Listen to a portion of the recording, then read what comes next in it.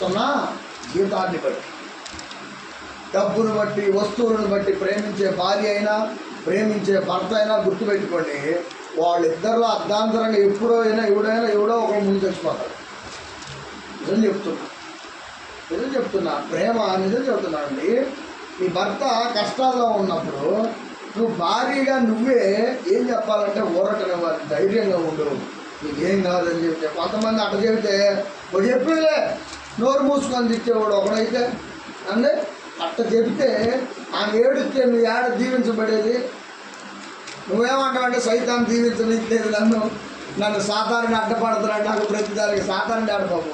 ఉదయమే దేవుడు అంటాడు, నీ దోషములే మీకును మీ దేవుడికి అడ్డుమండలు. యెషయా గ్రంథం 59:1 రక్షింపనేరకుండాట్లు ఆయన హస్తాలు చెప్పు పురచగాలేదు, విననేరకుండాట్లు ఆయన చెవులు మన్నం కాదా.